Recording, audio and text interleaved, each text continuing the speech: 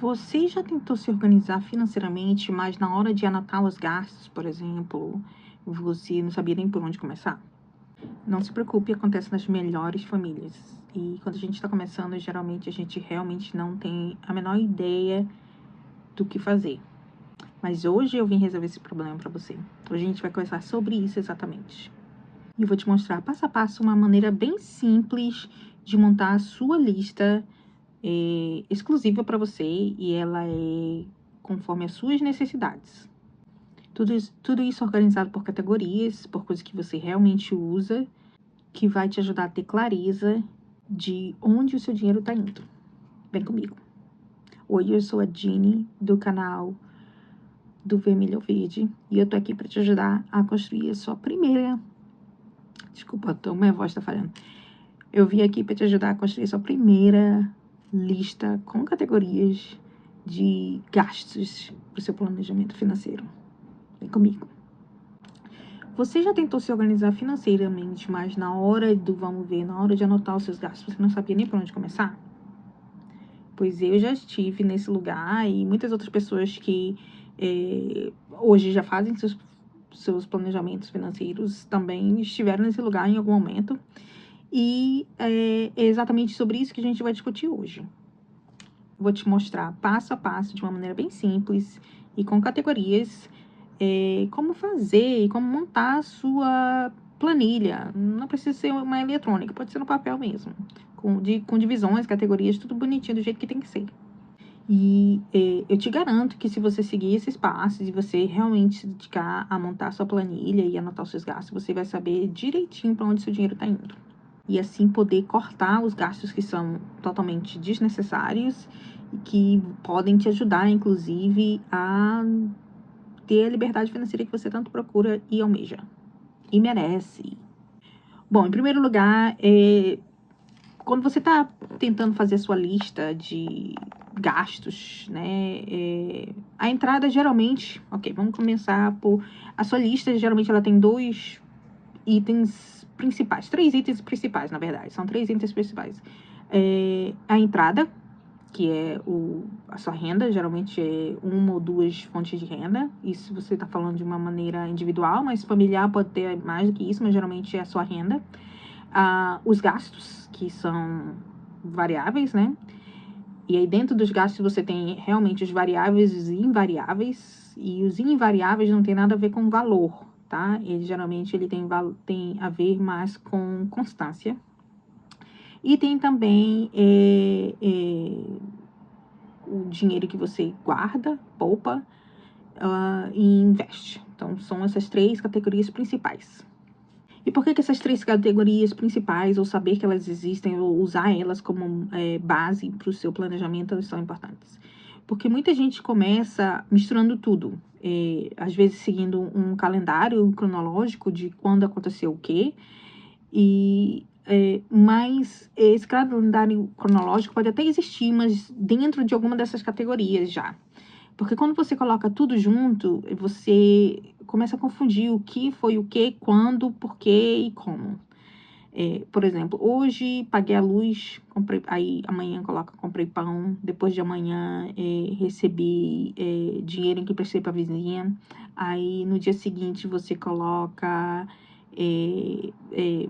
o dinheiro que recebi na vizinha coloquei no banco, aí no dia seguinte você coloca, comprei arroz e macarrão, e paguei a escola da criança, e assim por assim vai.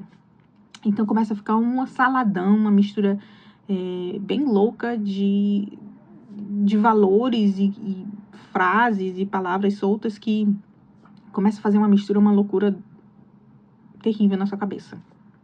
Então, em primeiro lugar, é categorizar dentro de uma dessas 3 categorias. É muito importante. Outra coisa que eu quero falar é que todas as pessoas ou famílias, se você vai fazer...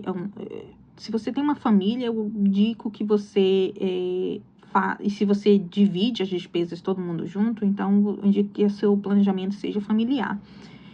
Agora, se cada um faz o seu e cada um meio que colabora para um todo, que tenha esses 2 planejamentos separados.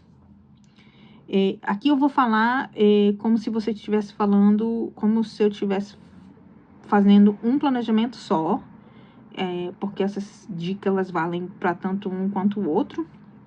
Mas aí você decide na sua família se você fazer um planejamento individual ou de família, tá bom? Mas as dicas são as mesmas. Bom, quais são essas categorias que você deveria ter dentro dessas outras categorias maiores, né? Por exemplo, como eu falei, de renda, geralmente é a renda sua, dos outros participantes da sua família. E isso é fonte de renda, tanto fonte de renda tradicional, de emprego, seu emprego principal, como outras fontes de renda, sei lá. Eu tenho meu emprego tradicional, mas eu vendo picolé em casa. Então, essa também é uma renda extra que você faz. Então, essa renda, se você separa uma parte dessa para você, ou se você coloca isso de volta, né? Continua sendo uma renda. Mas aqui eu vou considerar uma renda sua que você não vai colocar esse dinheiro de volta, tá? Para simplificar as coisas. É como se só entrasse e não saísse. A partir do sair, eu vou deixar, uma outra conversa que não cabe nesse vídeo aqui. Mas se você quiser, você deixa nos comentários que a gente pode falar sobre isso num outro vídeo, tá bom? Então, vamos dizer assim, tem a sua renda tradicional do seu trabalho, de segunda a sexta, e você vende, sei lá, picolé em casa, e tem a renda do seu marido, vamos dizer, né? Então, essas são as rendas, né? O que você... não, do seu marido não, vamos dizer que você aluga um quarto na sua casa e também é uma renda. Então, esses são os exemplos de renda, certo? Mas, para todos os efeitos, a gente vai considerar a renda como uma unidade só, certo? A segunda categoria principal que existe são as despesas, né? Aí, como eu falei, tem despesas fixas e as variáveis. Quando eu falo de fixas, elas não são necessariamente um valor fixo todo mês, R$50 todo mês, não. Elas podem até variar, mas todos os meses elas vêm. Já as variáveis, elas variam em todos os sentidos, tanto quanto a frequência, quanto a quantidade, a valor e tudo mais. Até aqui tudo bem, né? Tá, então quando a gente já falou sobre renda e a gente já explicou quais são as categorias que você pode incluir nessa renda, sobre as despesas, tanto fixas quanto variáveis. Eu acho que eu vou classificar as fixas primeiro e as variáveis depois. As fixas, elas incluem, por exemplo, IPTU, aluguel, conta de água e luz, contas de prestação de carro, condomínio, taxas de condomínio, internet, essas coisas que todos os meses elas vão aparecer, independente de qual seja o valor, independente se o valor for mais baixo ou mais alto nesse mês. Elas sempre vão aparecer, todos os meses. Com relação tem algumas taxas que são trimestrais, semestrais e anuais, né, como o IPTU, por exemplo, ou seguros que você paga, tudo isso ela pode ser não mensal, mas elas vão aparecer e elas sempre vão aparecer, até que você não tenha mais aquele produto ou aquele bem, né? Então, se você mora num condomínio e paga condomínio, a taxa de condomínio sempre vai aparecer, até que você não mora naquele condomínio mais, né? Então, essas são as taxas, os gastos fixos. Os gastos variáveis são a alimentação, o transporte pode ser tanto fixo quanto variável, depende. Para ele ser fixo, tipo, eu todos os dias pego um ônibus e todos os dias eu gasto com gasolina, todos os dias eu pego o metrô ou qualquer coisa do tipo. Então, isso se torna uma dívida, uma despesa fixa, porque são todos os dias ou a grande maioria dos dias. Ela se torna variável quando é assim, eu trabalho de casa, mas 1 ou 2 vezes por semana, às vezes, eu tenho que ir na empresa. Quando tem uma coisa ou outra acontecendo, e aí eu tenho que ir. Então, é uma despesa variável, que ela não acontece com frequência, ela não acontece com certeza, ela não acontece sempre do mesmo modo. Mas, se vamos supor, você é uma pessoa, nesse exemplo, que trabalha em casa e sabe que pelo menos uma vez, ou vamos dizer, 5 vezes por mês você tem que ir na empresa. Então, você pode calcular quanto que você gasta nessas 5 vezes que você tem que ir na empresa por mês e separar esse dinheiro como um gasto fixo também. Aí depende de como você quer fazer o seu planejamento. Eu acho que assim seria muito mais controlado, você teria muito mais controle sobre a situação, já sabendo disso. Então, mas aí fica o seu critério, se você quer num cenário parecido com esse, se você acha que é mais se é necessário colocar como um variável ou um fixo, né? Mas vamos continuar. Variável, alimentação, transporte pode ser, saúde, se você paga uma taxa de convênio, por exemplo, então ela é uma fixa, porque todo mês vem, né? Mas se você guarda um dinheiro ou gasta conforme vai acontecendo as coisas, aí é variável. Lazer, que você pode dedicar um valor certo para o mês ou para o semestre, para o trimestre, como você prefere dividir, mas pode variar bastante, dependendo. Um dia você vai comer pizza e gasta tanto, outro dia você vai ao cinema e gasta 2 vezes mais. Então, esse é um exemplo de variável. A alimentação, principalmente, quando você vai no supermercado, um dia você compra carne, no outro dia você compra peixe, no outro dia você compra frango, no outro dia você não compra nada disso, você só compra arroz e feijão. Então, varia bastante. É por isso que a alimentação é um item variável. Bom, eu já vi algumas opiniões diferentes sobre essas categorias. Eu confesso que eu navego entre uma opinião e outra, e eu vou te explicar quais são as opiniões. Uma das opiniões diz que você deve ser específico e colocar cada coisa na sua categoria, como eu expliquei agora o que são essas categorias. Então, se você gasta com alimentação, colocar na categoria e o que foi, não necessariamente tintim por tintim, mas vamos dizer assim, carnes, comprei mantimentos, comprei, sei lá, coisas assim no mercado, bebidas, ser bem específico. Outras dizem que você colocar em categorias maiores, por exemplo, gastos variáveis e invariáveis, sem necessariamente nomear muito especificamente o que são. E eu acho que tem pessoas para um, tanto para o outro e para quem fica no meio. Eu fico no meio. Eu, às vezes, eu sou mais específica, dependendo se for uma situação diferente, que não ocorre sempre. Então, aí eu costumo ser mais específica. Paguei uma tarifa específica para um curso tal que eu quero fazer, e aí tinha que pagar essa tarifa que ela não vai acontecer de novo, ou se vai acontecer, vai demorar ainda. Então, aí eu procuro ser específica. Agora, se eu vou ao mercado e compro carne, e no outro dia eu compro frutas e legumes, eu não separo que eu comprei carne hoje e frutas e legumes no dia seguinte.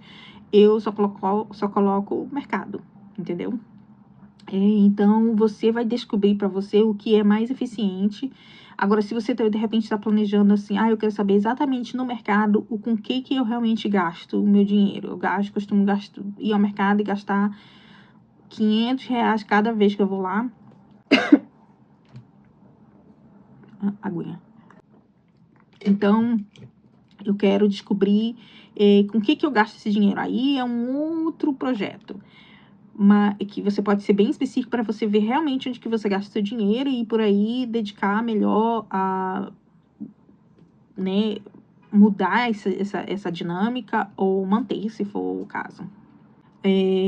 Então, eu acho que existe pessoas para todos os universos, tanto para um quanto o outro e no meio. Eu realmente estou no meio e eu acho que você só testando, tanto de um lado quanto do outro, mas eu acho que todo mundo que está começando precisa, na minha opinião, precisa começar com o mais específico possível para saber se, primeiro, se isso funciona para você e segundo, se vale a pena mesmo saber ser tão específico assim quando estiver fazendo essas listas, se vale a pena mesmo ou se só aglomerados de informações funciona melhor.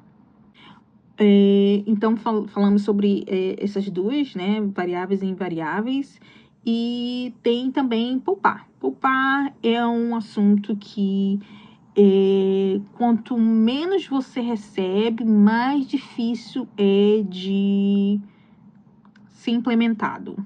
E eu vou falar aqui com muita cautela, porque eu acho que existem pessoas e pessoas em grupos financeiros, pessoas que recebem um salário mínimo e conseguem poupar todo mês, e pessoas que recebem muito dinheiro e não conseguem poupar. Levanta a mão quem já ouviu falar a história de quem ganhou na loteria e anos depois não tinha mais nada, ou pessoas que ganharam, receberam herança de algum parente que faleceu e depois não tinha mais nada, que gastou tudo. Então, existem pessoas com mais e com menos, que poupam, que não poupam. Então, não existe assim, eu consigo poupar porque eu recebo mais, ou eu não consigo poupar porque eu recebo menos. Realmente isso não é um fato. Então, com muita cautela, eu digo que geralmente, quando você recebe menos, você tem muito mais dificuldade de conseguir guardar dinheiro. Simplesmente porque o custo de vida ao seu redor não colabora para que você tenha qualquer coisa sobrando para guardar. Isso é um. E segundo, que você geralmente, e você, eu não estou falando para uma pessoa específica, mas geralmente nós não temos educação financeira o suficiente, ou quase nada, para ajudar a gente a fazer esse tipo de planejamento que possa nos ajudar a viver ou a se manter, ou guardar, conseguir guardar mesmo com pouco, né? Porque a raiz, na minha opinião, do guardar é que seja constante. Se você consegue guardar constantemente, nem que seja um pouco, mas constantemente, você, no final das contas, consegue ver um resultado desse poupar. Agora, quando você não consegue guardar constantemente, pouco ou muito, simplesmente nunca acontece. Porque você está sempre, às vezes, decidindo se vai guardar esse mês ou não, né? Então, a constância, ela é muito, muito importante aqui. E isso eu tô falando até para mim mesma, porque eu particularmente, eu comecei numa constância, logo quando eu comecei a fazer meu planejamento financeiro, eu comecei numa constância, mas porque eu comecei a trazer planos para minha vida que custavam muita grana, por exemplo, a fazer uma faculdade que custa muito dinheiro, e isso foram meio que quebrando esse meu ciclo de investimentos. Mas eu tô reintroduzindo esse tema no meu planejamento, e do jeito que eu falei aqui para vocês, o importante é que seja constante. Eu quero constantemente, estou trabalhando para que constantemente tenha pelo menos um pouco sendo guardado. Eu consigo, obviamente, pagar a minha faculdade, porque eu consigo guardar, porque é uma faculdade paga, né? Mas eu quero guardar, além disso, não só para a faculdade, mas para prosperidade também. Uma outra coisa muito importante que vai dentro do guardado poupar é reserva de emergência, que eu já falei aqui algumas vezes e que eu acho assim de extrema importância. E também planejamentos para o futuro, que aqui engloba milhares de possibilidades. Presentes para festas, festas em geral, né? Festa de aniversário, temas como Natal, Dia das Mães e etc. Então, guardar dinheiro para esse tipo de coisa, reserva de emergência, guardar dinheiro para isso, guardar dinheiro para sua aposentadoria, principalmente com foco em investimento. Contas, pagar contas, que aí, na verdade, ele entra dependendo de como é que funciona as suas contas, né? De como endividado você tá, pode ser entrar no fixo ou no variável, né? Mas você pode fazer planejamentos com relação a todas essas coisas. Tudo isso pode ser incluído no seu planejamento. Vai depender da sua situação exclusiva. Bom, mas vamos lá na prática como é que faz.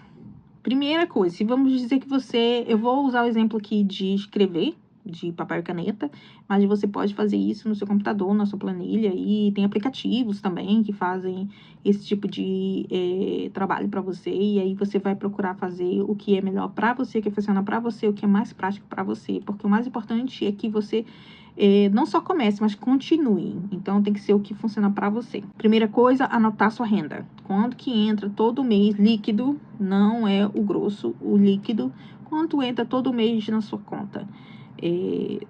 Aí, os exemplos de renda, a gente já conversou sobre, são as rendas do seu trabalho comum e outros tipos de renda que você talvez tenha. Então, todas essas rendas têm que entrar. Quanto que é de líquido, depois que você paga tudo, depois que você paga tudo, não, depois dos descontos da sua empresa e tudo mais, quanto que entra no seu salário, na sua conta. Segundo passo importante, criar suas categorias. As categorias principais, renda, despesas e poupar, né? São essas 3 categorias principais, mas principalmente dentro das despesas, essas outras subcategorias que a gente já explicou que elas são e quais são, e aí você no seu dia a dia sabe quais são as melhores e mais importantes despesas que devem entrar ali naquelas categorias.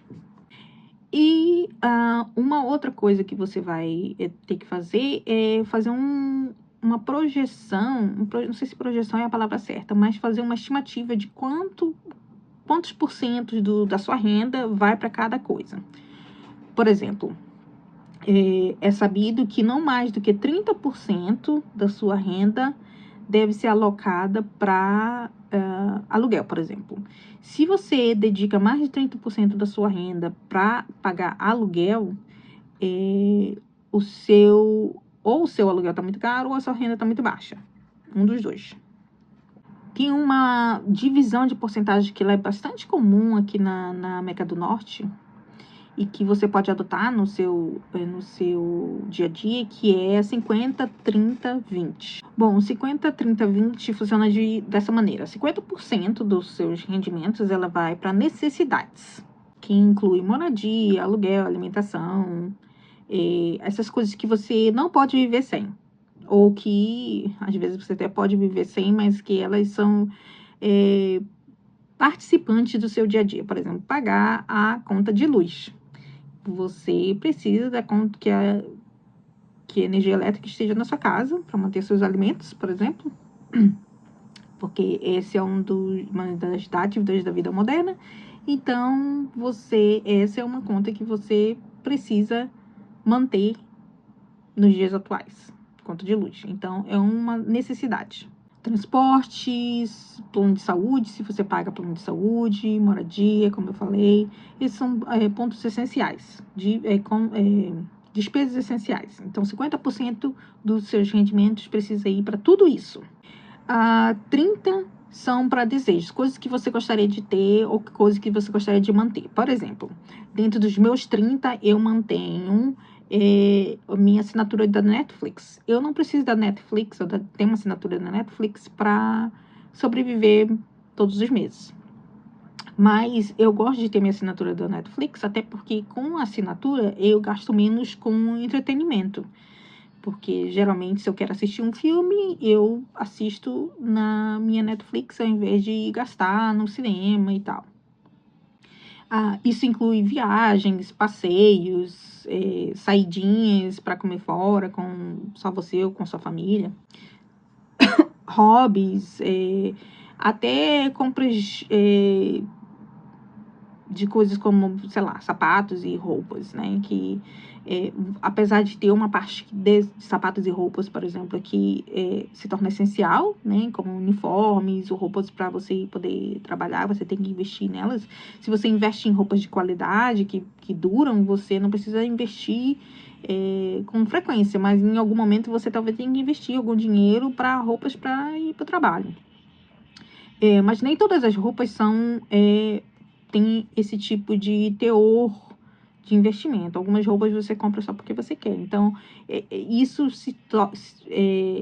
quando ele é uma necessidade, tipo, eu preciso de roupa para ir trabalhar ou um sapato para ir trabalhar, eu classifico como uma necessidade, mas se eu quero uma roupa ou um sapato porque eu quero um tênis novo, porque eu quero uma blusinha nova, aí já para mim é um desejo. E 20, do 50, 30, 20, o 20 é para poupar. Então, vamos dizer aí que você recebe um salário mínimo por mês e dentro desse plano de 50, 30, 20, 20% desse valor seria o que você teria que poupar. E aí, dentro desses 20%, você dividiria nas categorias que nós citamos anteriormente, que é uma reserva de emergência, presentes, contas que, de repente, se acumularem e eu quero limpar meu nome do Serasa, coisas assim. Porque o poupar não é só o poupar positivamente, mas pode ser também pagar dívidas, por exemplo. E essa é uma forma bem simples, comum. Muita gente usa esse 50-30-20 para se basear, principalmente no começo, quando a pessoa não tem muita noção do que está fazendo ou do que funciona para ela ainda. Muita gente usa do 50-30-20 para se basear como um norte mesmo, uma bússola, para se basear e montar o seu planejamento a partir daquilo. Então, uma das coisas que talvez seja interessante para você é você olhar dentro dos seus gastos se você está próximo desses valores de 50%, 30% e 20% e com essas categorias embutidas entre elas. Quero deixar bem claro que isso não é uma prisão, você não tem que seguir esse método, mas é um ponto de partida. Eu acho que é interessante e funciona para muita gente e por funcionar para muita gente, talvez seja um ponto de partida bem interessante para você não se colocar na média, mas para você ver por que funciona, né? Então, tenta usar esse método para ver se funciona para você. Se não funcionar, você pode ajustar um pouco mais. Às vezes, sei lá, você acha que 30% para desejos é muito, você pode ajustar e botar 20%, 25%, dependendo de como você quer regrar, né? Porque às vezes você tem muitas dívidas e aí você quer aumentar a parte de poupança e dívidas de 20% para 30%, por exemplo, para poder pagar as dívidas mais rápido. Então, aí você vai ajustar conforme as suas necessidades, mas é um plano inicial que é bem interessante e que funciona para muita gente. A quarta dica que eu tenho é que você acompanhar os seus gastos de uma maneira real e fazer seus gastos, né, com aquilo que realmente foi planejado. Por exemplo, se eu planejei gastar R$500 por mês no mercado, tentar ficar o mais próximo possível desse valor. Obviamente, no começo, você às vezes pode até ultrapassar, ou nos primeiros meses, porque você está tão motivado a cortar gastos e tudo mais, até ser um pouco mais baixo. Eu acho sim, sempre importante você tentar manter a qualidade de vida da sua família, sua e da sua família,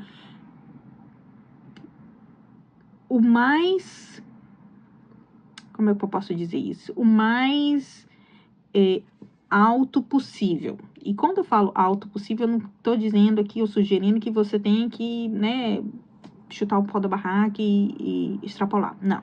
O que eu estou dizendo é que se você consegue gastar R$500 por mês no supermercado e nos seus primeiros meses você cortou isso de uma maneira bem drástica para 300 e as pessoas da sua família meio que estão sofrendo, tem grandes chances de que lá na frente, em pouquíssimo tempo até, a sua família, ou alguém da sua família, ou você mesmo, chegar ao seu limite. E aí chutar o pau da barraca geral. E isso pode ser muito mais desastroso do que positivo. Então, o que eu quero dizer é que se você pode gastar 500 e você gasta 450, não tem uma grande diferença. Agora, se você gasta 500, você pode gastar 500 e você está gastando 300, tem uma diferença gritante. E a não ser que seja de uma extrema necessidade naquele momento, que você está cortando gastos porque você está pagando uma dívida, por exemplo, então aí faz sentido por um curto período de tempo, mas ele não se sustenta um período longo. É isso que eu quero dizer. Então, se você pode gastar 500 e está gastando mais ou menos 500, então tá tudo bem. Se você pode gastar 500 e está gastando 700, não tá tudo bem também, entendeu? Do mesmo jeito que você não pode gastar muito menos para diminuir a qualidade de vida da sua família de uma maneira drástica, você também não pode simplesmente...